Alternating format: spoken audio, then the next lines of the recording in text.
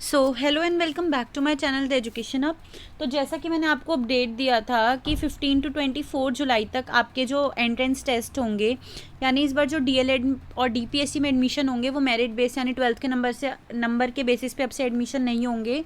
इसके लिए भी आपको एंट्रेंस टेस्ट देना पड़ेगा और उस एंट्रेंस टेस्ट के लिए फॉर्म्स निकल गए हैं। फॉर्म्स हैं 15 जुलाई टू 24 जुलाई तक ही अवेलेबल होंगे और लिंक जो है वो मैं मेंशन कर दूंगी डिस्क्रिप्शन में, या फिर आप लोगों ने अभी तक फॉर्म फिल कर भी दिए होंगे और इस प्रोस्पेक्टस में भी आपको दिख रहा है कि क्या लिंक है।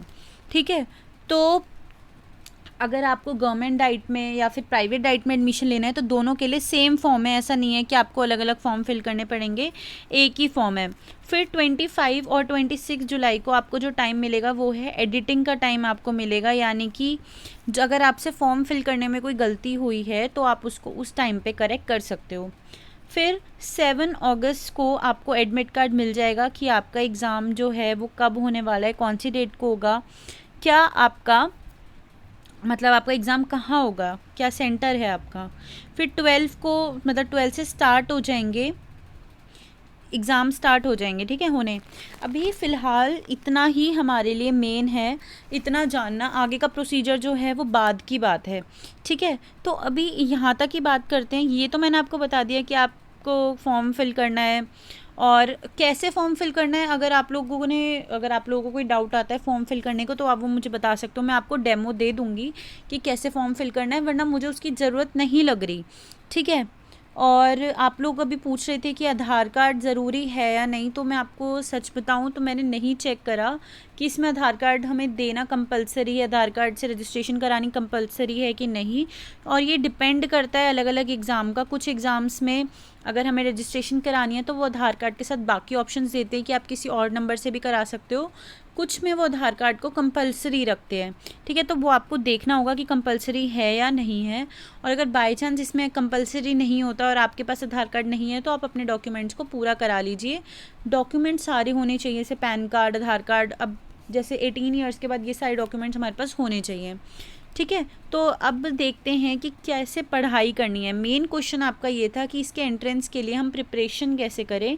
देखिए 12 अगस्त से एग्ज़ाम स्टार्ट है, लगभग मान लो आपके पास सिर्फ 1 महीने से भी कम का टाइम है। तो मैं आपको हर एक से बता देती हूँ कि क्या क्या आएगा, मतलब मैं आपको दिखा देती हूँ कि क्या क्या आएगा और फिर मैं आपको बताऊँगी कि किस बुक से आप प्रिपरेशन कर सकते हो या कैसे प्रिपरेशन कर सकते हो। तो देखिए वही सारे सब्जेक्ट आते हैं जो आपको बाकी एंट्रेंस में देखने को मिलेंगे। जैसे आप लोगों ने भी बहुत यूनिवर्सिटी के फॉर्म फिल किए होंगे एंट्रेंस के लिए, या नहीं भी करे तो वो बात अलग है, लेकिन मुझे लग रहा है मोस्ट प्रोबेबली आपने करे होंगे, एग्ज़ाम्स दिए भी होंगे, चल भी रहे हैं डीयू के एग्ज़ाम्स, मतलब डीयू के जो एंट्रेंस एग्ज़ाम है वो चल रहे हैं। तो सबका सिलेबस जो है ना वो सेम होता है। या आपने अगर एसएससी के एग्ज़ाम्स दिए हैं या उनके बारे में आप लोग जानते हो तो आपको पता होगा कि सबका मतलब ये बेसिक पार्ट सेम ही होता है, जिसमें journal Hindi, journal English, journal math, general knowledge, journal science, reasoning वगैरह यही सब आती है। तो देखिए अगर आपको जर्नल हिंदी पढ़नी है, जर्नल इंग्लिश पढ़नी है तो उसके लिए आर एस अग्रवाल की बुक आती है, आप उसमें से प्रिपरेशन कर सकते हो, जिसमें आपको बेसिक ग्रामर नॉलेज होनी चाहिए। फिर मैथ की बात आती है, जर्नल मैथ, तो आप उसके लिए आर एस अग्रवाल ही की बुक ले सकते हो, वो भी सफिशेंट होगी। जर्नल नॉलेज के लिए आपको मतलब करंट अफेयर्स वगैरह जो आते हैं 3 मंथ्स के अंदर तक के करंट अफेयर्स नॉलेज वगैरह इन सब की होनी चाहिए। जर्नल साइंस में आप एनसीईआरटी पढ़ो, यानी थर्ड से एनसीईआरटी की बुक स्टार्ट है। वैसे तो फर्स्ट सेकंड की भी आती है लेकिन आप थर्ड से स्टार्ट कर सकते हो अपनी बुक। 10th तक की तो आपको बुक बहुत अच्छे से आनी चाहिए, मतलब एनसीईआरटी की बुक की आपको प्रॉपर नॉलेज होनी चाहिए, उसमें से ही आता है।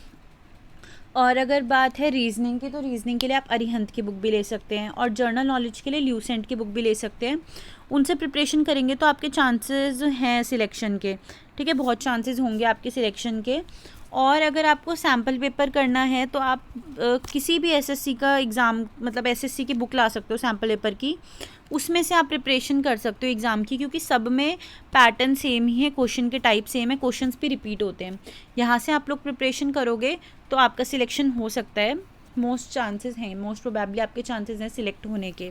और कुछ लोग ये भी बोल रहे थे कि मैं प्रिपरेशन स्टार्ट कर रहा हूँ, सो मेरे एग्ज़ाम्स हैं, ग्रेजुएशन में परस्यू कर रही हूँ तो मेरे भी एग्ज़ाम्स हैं और एग्ज़ाम्स आ रहे हैं, इसलिए मैं अभी कोई नया चीज़ स्टार्ट नहीं कर पाऊँगी।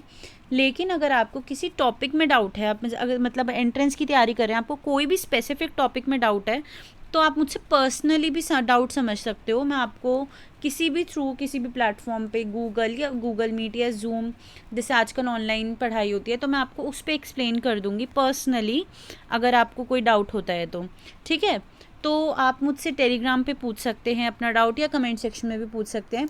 टेलीग्राम का लिंक मैंने डिस्क्रिप्शन में मेंशन किया हुआ है, और मैं भी मेरे आपको चैनल में के अबाउट सेक्शन में भी मिल जाएगा टेलीग्राम का लिंक।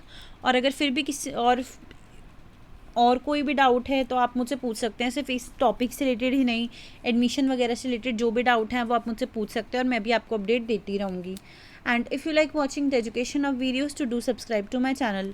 Thanks for watching.